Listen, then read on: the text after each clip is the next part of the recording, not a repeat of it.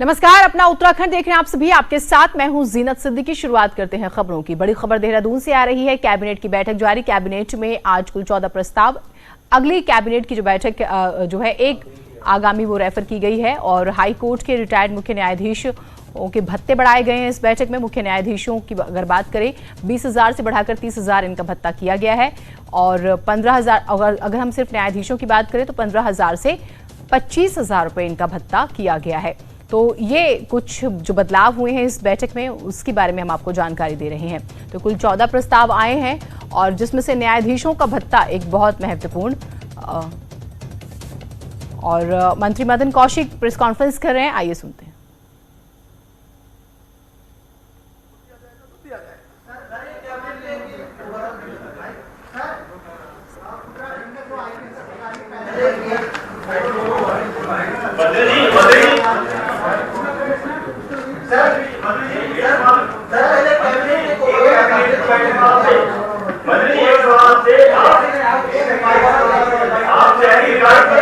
सरकार को 3 साल से अधिक हो गए, लेकिन पूरे शहर के राजधानी की बात करना चाहूंगा, एक भी घंटे नहीं भर पाए। तो क्या लगता है 5 साल भर देंगे घंटे? देखिए, आपका माइंडसेट है, उसमें तो हम कुछ नहीं कर सकते, लेकिन जिस प्रकार से सरकार के काम होते हैं कि आज हम अगर स्मार्ट सिटी के रूप में काम कर रहे हैं तो निश्चित रूप से कुछ इस प्रकार के काम भी होंगे। जब शहर के अंदर 1400 करोड़ रुपए का काम होगा, उसमें सीवरेज होगा, डक्ट बनेगा, पानी की लाइन पड़ेगी, तो निश्चित रूप से वो इस प्रकार के कुछ गड्ढे भी होंगे, उनको तत्काल भरे जाने की व्यवस्था भी है। तो आप सरकार के विकास की दृष्टि से यदि देखेंगे तो आपको लगेगा काम हो रहे हैं।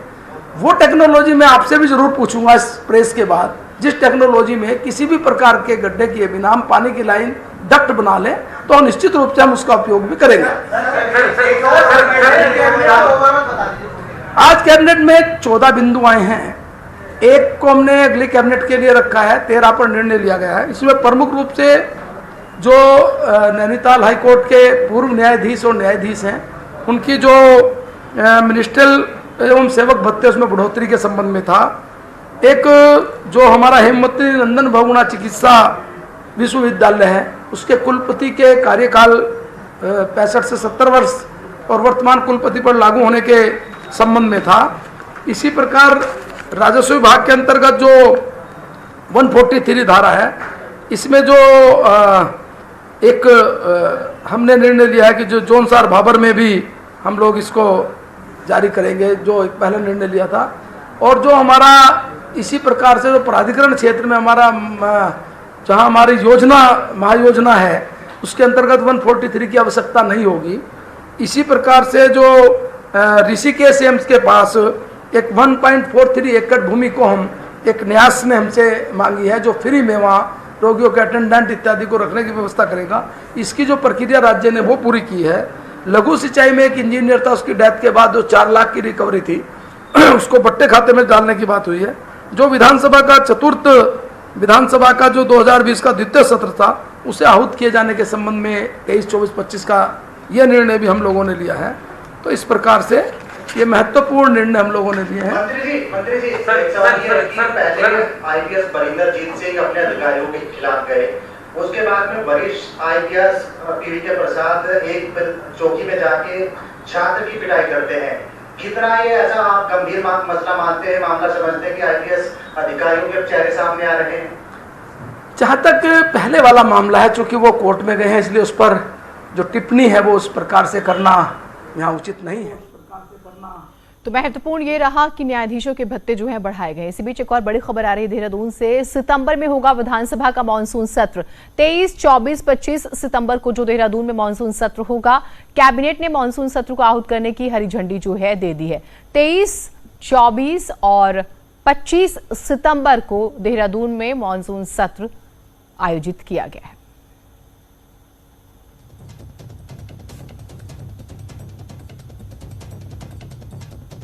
तो कैबिनेट में जो महत्वपूर्ण फैसले, चाहे वो भत्ता बढ़ाने का जिक्र हो या फिर मानसून सत्र को लेकर तारीखों को तय करना हो, ये जो है बड़ी जानकारियां आ रही हैं।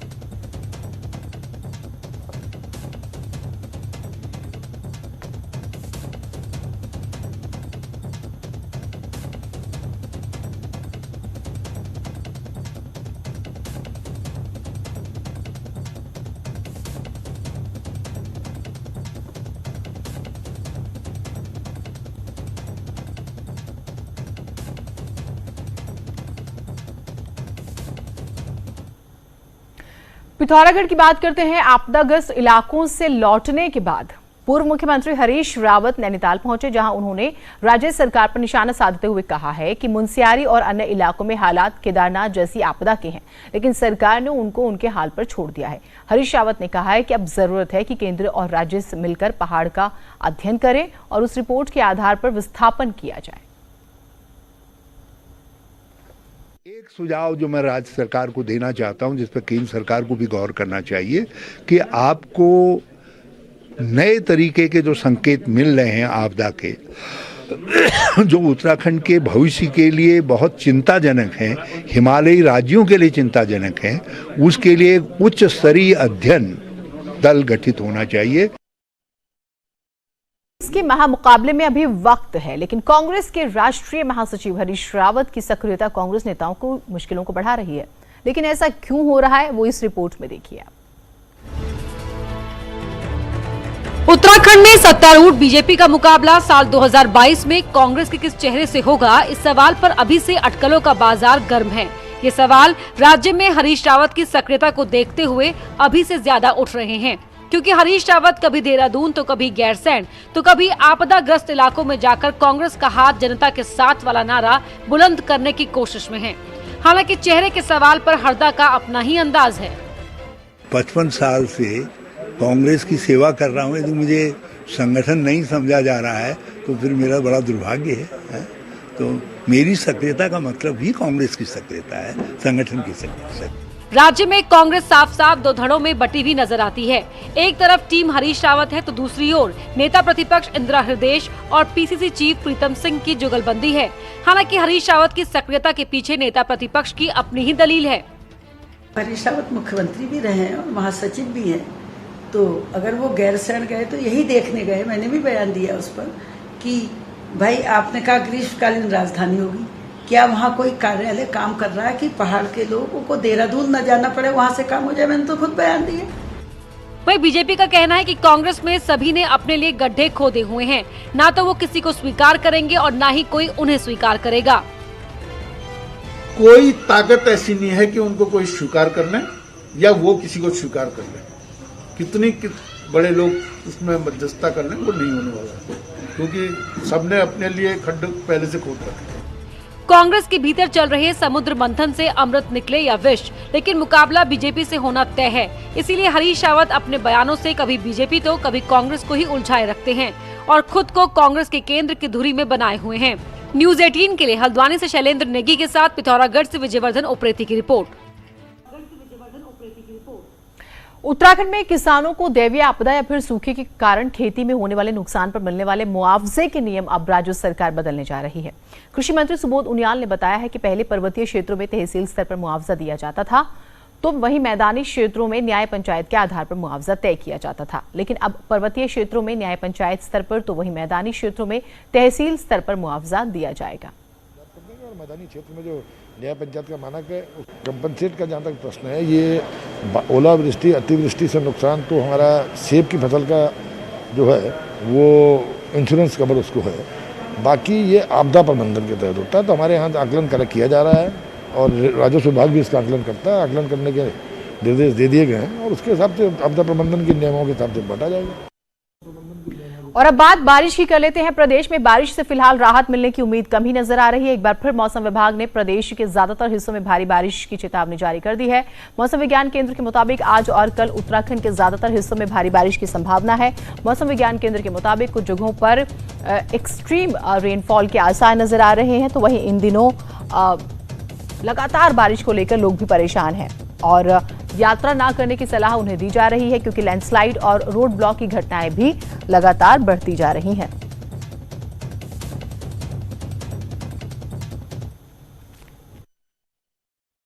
लगातार जारी बारिश से प्रदेश भर में जनजीवन अस्त व्यस्त है, फिर चाहे वह उत्तरकाशी से लेकर पिथौरागढ़ का इलाका हो या फिर चमोली से लेकर चंपावत तक। मौसम विभाग ने एक बार फिर 13 और 14 अगस्त के लिए रेड अलर्ट जारी किया है और मौसम विभाग के फोरकास्ट के अनुसार आज सुबह से ही प्रदेश भर में लगातार बारिश का दौर जारी है। पूरे राज्य में करीब 230 से अधिक जो सड़कें हैं वो ध्वस्त हो गई हैं, वो बाधित हो गई हैं मलबा आने से, और इसने लोगों की परेशानियां और भी बढ़ा दी हैं। पहाड़ों में जो लगातार बारिश हो रही है उससे नदियों का लेवल भी बढ़ गया है।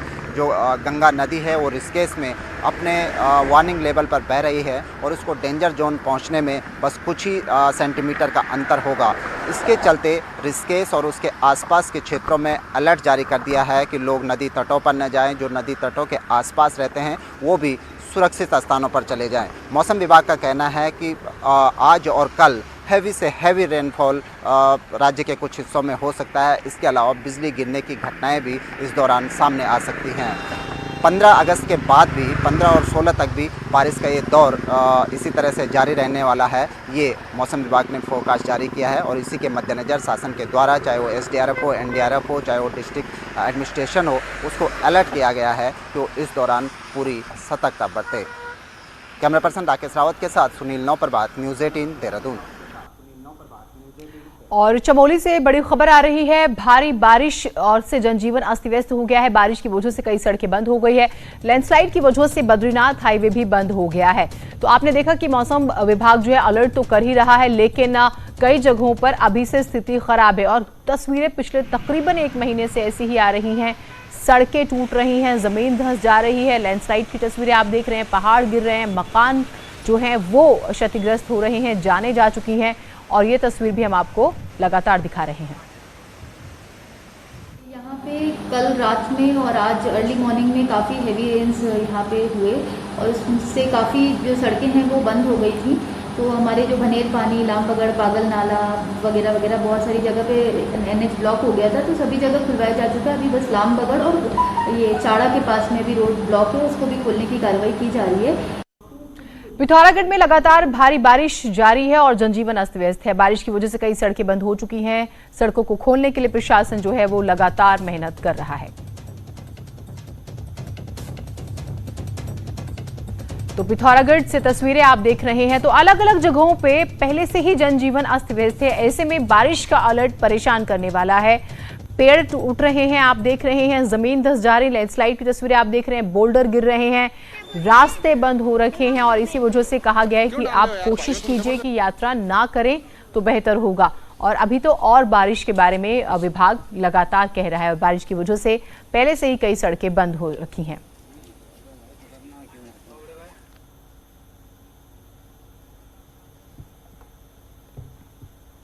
ऋषिकेश में गंगा और सहायक नदियां उफान पर हैं। ऋषिकेश में गंगा वार्निंग लेवल के करीब बह रही है। ऋषिकेश की अगर हम बात करते हैं तो गंगा घाटी जलमग्न होने के निशान पर है। परमार्थ निकेतन की शिव मूर्ति के पास ये जल जो है पहुंच चुका है, जिससे मैदानी क्षेत्रों में खतरा अब बढ़ गया है।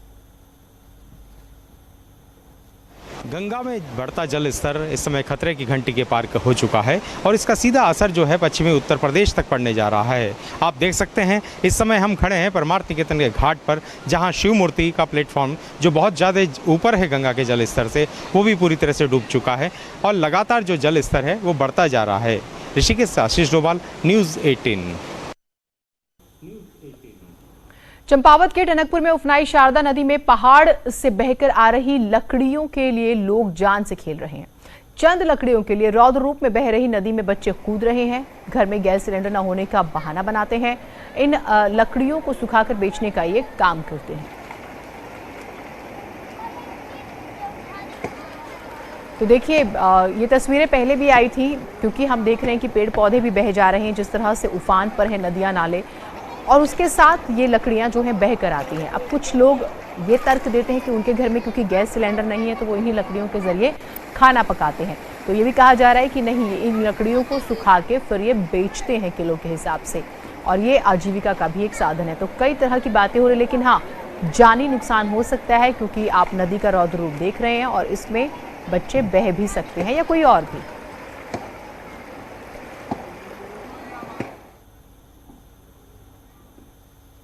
सुबह से हो रही बारिश की वजह से नेशनल हाईवे 309 फिर से बंद हो गया। इस बारिश की वजह से यहां का धनगढ़ी नाला उफान पर आ गया है, जिससे यहां गाड़ियों का आवागमन जो है वो बंद हो चुका है। सुबह 3 घंटे बाद बमुश्किल बड़ी गाड़ियां यहां से आ जा सकी, लेकिन छोटी गाड़ियों के लिए ये मार्ग अभी भी बंद है।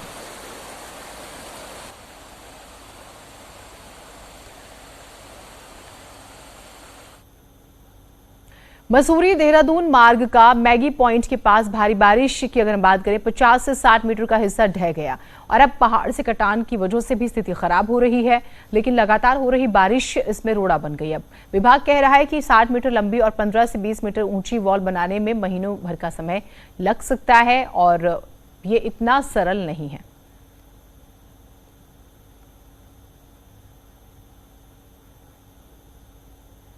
नैनीताल के बल्दिया खान में लैंडस्लाइड होने से हाईवे बंद हो गया है। हालांकि कई घंटों की मशक्कत के बाद हाईवे को अब खोल दिया गया। रात से ही रुक रुक कर हो रही बारिश की वजह से जिले में अभी भी 12 सड़कें बंद हैं, जिससे राहगीरों को दिक्कतें हो रही हैं। प्रशासन सड़कें खोलने में जुटा हुआ है।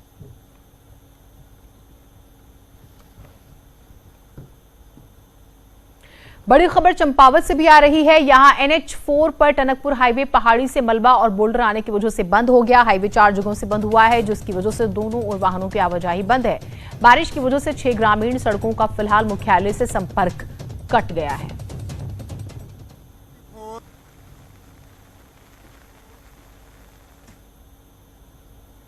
श्रीनगर गढ़वाल में गंगा की मुख्य सहायक नदी अलकनंदा का जलस्तर खतरे के निशान से केवल 1 मीटर नीचे बह रहा है। चमोली और रुद्रप्रयाग जैसे जिलों में लगातार हो रही बारिश से अलकनंदा नदी का जलस्तर बढ़ गया है और तटवर्ती क्षेत्रों में मौजूद सभी स्नान घाट नदी के प्रवाह से डूब गए हैं। स्थानीय प्रशासन पुलिस के साथ आवश्यक उपकरणों के साथ अलर्ट पर है। लगातार पुलिस द्वारा भी समय समय पर वहाँ पर कार्रवाइयाँ की जा रही है और अन्य भी जो भी समुचित प्रबंधन किए जा सकते हैं वो निर्देश ऊपर से मिले हुए हैं, जिनका पूर्ण रूप से अनुपालन किया जा रहा है।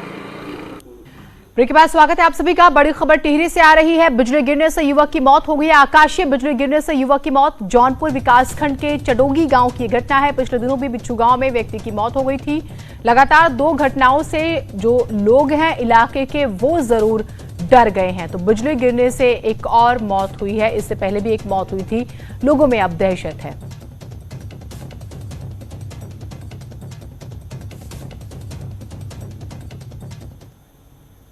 पहाड़ों में जारी बारिश से पछुआदून क्षेत्र में नदियों और नालों ने जो है जमकर जमीन का कटाव किया। पानी के तेज बहाव से आपको बता दें कि बैरागी वाला, जस्सोवाला, भीमावाला, ढाकी समेत कई गांव में कृषि भूमि का बड़े स्तर पर कटाव हुआ। वहीं किसानों की खेतों में खड़ी धान और गन्ने की फसल भी बहकर तबाह हो गई। किसानों के सामने आर्थिक संकट खड़ा हो गया है। हुआ है किसानों की भुखमरी के कगार पर काफ़ी लोग हैं। छोटा सा बंदर लगवाया भी था विधायक जी ने, लेकिन उससे वो पर्याप्त नहीं है और काफ़ी हर बार काटते हैं, काफ़ी ज़मीन तो हर बार बहती है लोगों की। शासन प्रशासन से मेरी यही मांग है कि भूमि कटाव के लिए सुरक्षा दीवार बनाई जाए और लोगों को जो प्रभावित किसान हैं उनको मुआवजा दिया जाए। ऋषिकेश के डोईवाला विधानसभा के रामनगर डांडा के ग्रामीण 18 वर्षों से सड़क निर्माण की मांग कर रहे हैं, लेकिन मुख्यमंत्री की विधानसभा होने के बावजूद और राजधानी से मात्र 18 किलोमीटर दूर स्थित इस गांव के निवासी बदहाल सड़क पर चलने के लिए मजबूर हैं। यहां गांव कारगिल शहीद की अगर हम बात करें नरपाल सिंह के नाम से भी ये गांव जाना जाता है। ग्रामीणों का कहना है कि सड़क के लिए अधिकारियों से कई बार गुहार लगा चुके हैं, सुनवाई होती ही नहीं।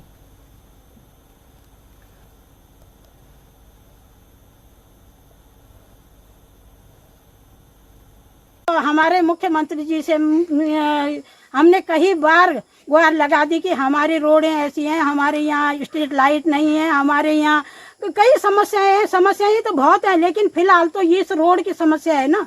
कब से नहीं बनी है ये सड़क? कितना समय हो गया? ये 17-18 साल हो गए तब से ये रोड नहीं बनी।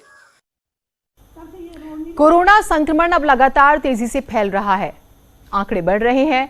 रुड़की की बात करें, नवीन सब्जी मंडी में भी 2 आढ़ती और 11 पल्लेदार कोरोना पॉजिटिव पाए जाने के बाद मंडी को 4 दिन के लिए सील कर दिया गया। ज्वाइंट मजिस्ट्रेट और मंडी समिति के चेयरमैन ने भी मंडी का निरीक्षण किया और सभी आढ़तियों को सावधानी बरतने के निर्देश दिए। मंडी का काम अब बाहर से संचालित किया जाएगा, साथ ही मंडी परिसर को सैनिटाइज किया जा रहा है।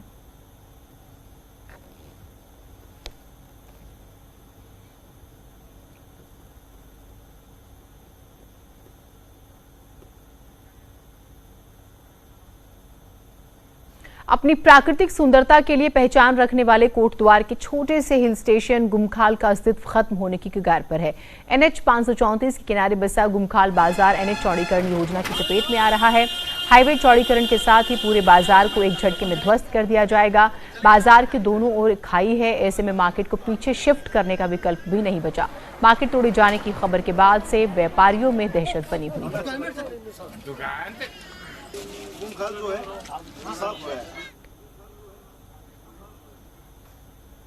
राज्य खेल संघ में बाहरी राज्यों के लोगों को पदों पर बैठाने के मामले में हाईकोर्ट ने गंभीर रुख अपनाया है। उत्तर प्रदेश के सरकारी अध्यापक वीरेश यादव को उत्तराखंड खेल संघ में पद देने पर हाईकोर्ट ने नोटिस जारी किया। जस्टिस मनोज तिवारी ने केंद्र, राज्य सरकार, यूपी सरकार, उत्तराखंड ओलंपिक संघ और यूपी के शिक्षा विभाग समेत 12 पक्षकारों को नोटिस जारी किया। कोर्ट ने पूछा है कि कैसे और किन नियमों के तहत राज्य में खेल संघ में पद पर बैठाया जा सकता है। गोपेश्वर के कीर्ति विजय ने याचिका दाखिल कर कहा है कि यूपी के वीरेश यादव सरकारी स्कूल में शिक्षक हैं और उत्तराखंड में उनको खो खो और तलवारबाजी पद पर वो बने हुए हैं, जबकि भारतीय ओलंपिक संघ का नियम है कि राज्य ओलंपिक संघ में राज्य के ही लोग पदों पर हो सकते हैं, तभी वो खेलों को बढ़ावा दे पाएंगे।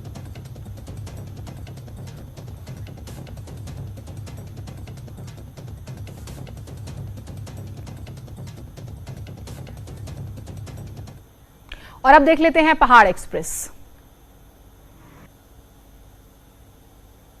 गैरसैंण को स्थायी राजधानी बनाने पर फिर गरमाई सियासत। लोगों ने कहा बीजेपी और कांग्रेस एक दूसरे पर आरोप लगाकर लोगों को भटकाने का काम कर रहे हैं। बाजपुर में नाबालिग बच्चियों के साथ बलात्कार जैसी घटनाओं को रोक लगाने के लिए अनोखा प्रदर्शन सामने आया। एक आदमी अपनी पत्नी के साथ जूतों की माला पहनकर प्रदर्शन करता है। चारधाम देवस्थानम बोर्ड के विरोध में बद्रीनाथ धाम में विरोध। चारधाम पंडा महापंचायत अध्यक्ष कृष्णकांत ने मुंडन कराकर विरोध जताया। अल्मोड़ा में घर लौटे प्रवासियों को रोजगार देना बना चुनौती। 5277 प्रवासियों ने रोजगार की इच्छा जताई। रुद्रपुर के मेडिसिटी अस्पताल में एक नर्स की संदिग्ध परिस्थितियों में मौत हो गई है। पुलिस को नर्स के कमरे से कुछ नशीले इंजेक्शन और सुसाइड नोट मिला है। अल्मोड़ा में युवाओं को नशा छुड़ाने के लिए हवालबाग में नशा मुक्ति केंद्र बनाया गया है, जहां से 13 युवा नशा छोड़कर अपने घर गए हैं। देवप्रयाग के खड़गिर गांव में पिंजरे में कैद हुआ गुलदार। गुलदार ने 2 लोगों पर हमला किया था। और इसी के साथ इस बुलेटिन में इतना ही। नमस्कार।